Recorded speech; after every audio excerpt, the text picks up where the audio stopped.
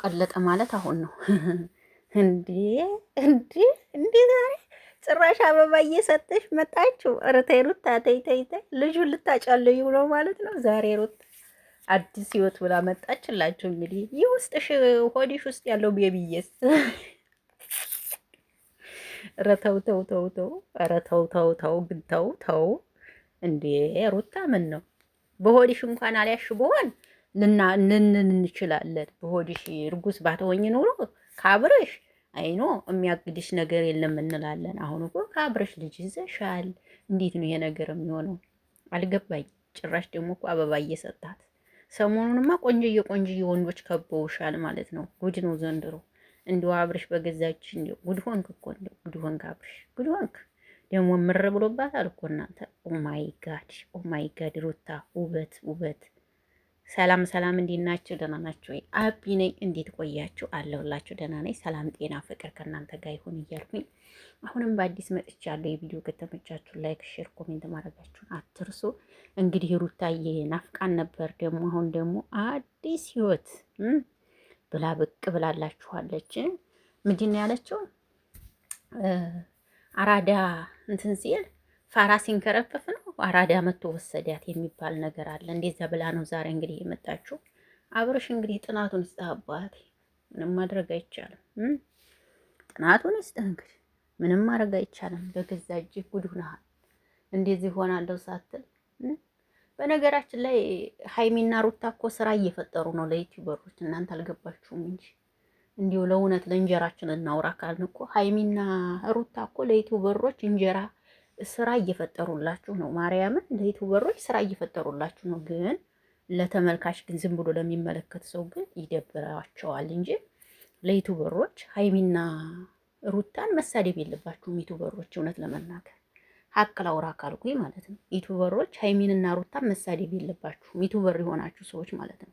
ምክንያቱም ለእናንተ ነው እኮ ስራ የፈጠሩት እኮ እነሱም ተጠቅመው እናንተንም እንድትጠቀሙ ነው ያደረጓችሁ እኮ። እና ዩቲዩበሮች ሀይሚንና ሩታን ባትሳደቡ አሪፍ ነው ብዬ አስባለሁ። ምንም የሚያሳድብ ነገር የለም። ምክንያቱም ለእናንተ ነው ስራ እየፈጠሩላችሁ ያላችሁት እኮ። ግን የምትሳደቡት ደግሞ ተመልካች ዝም ብሎ ዩቲዩብ ክሬት አድርጎ የሚከተላቸው ሳይሆን የሚሰርባቸው ዩቲዩበሮች ናቸው የምትሰርቧቸው። በእነሱም እየሰራችሁ እነሱንም እየተሳደባችሁ ማለት ነው። የምር እኮ ነው። እና በእነሱ እየሰራችሁ እነሱን መሳደቡ አሪፍ አይደለም ብዬ ነው የማስበውና ሩታዬ ይመችሽ። ስራ ነው ይመስለኛል፣ መቼም አይመስለኝም። አሁንም ሌላ ድራማ ሊጀምሩላችሁ ነው እንግዲህ። አብርሽ ደግሞ ይሄ ጋር እንግዲህ ዲብ ዲብ ሊል ነው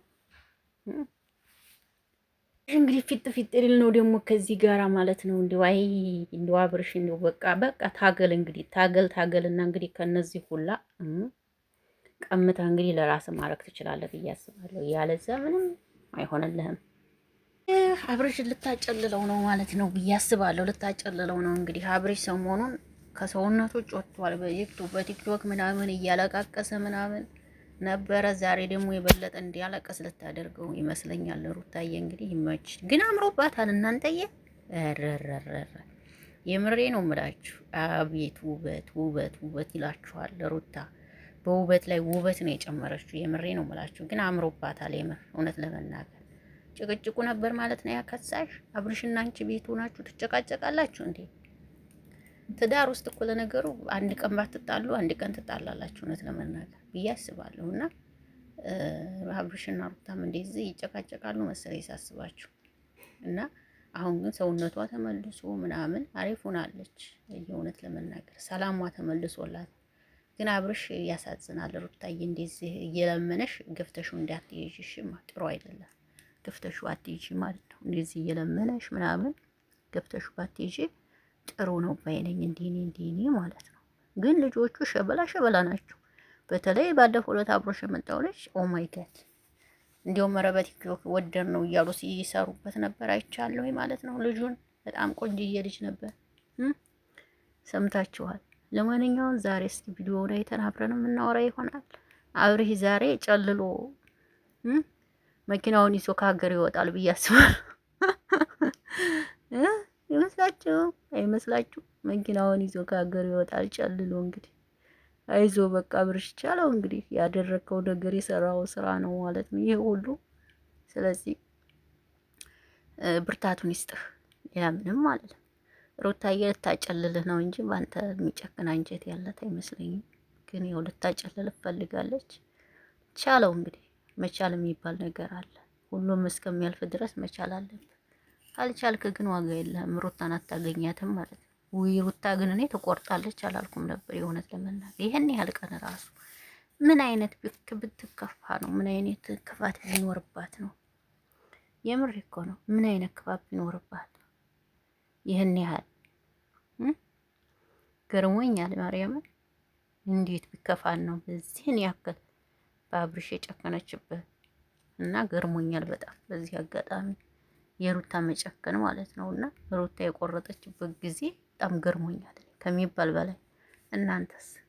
እና እንግዲህ ይመችሽ ሩታዬ፣ ይመችሽ። ዋው ነው። ምችት ይበልሽ። ፈታ በይልን፣ ዘና በይልን፣ ሳቂልን፣ ፈገግ በይልን፣ ሁለዚህም ተደሰችልን። እንወድሻለን እላለሁ።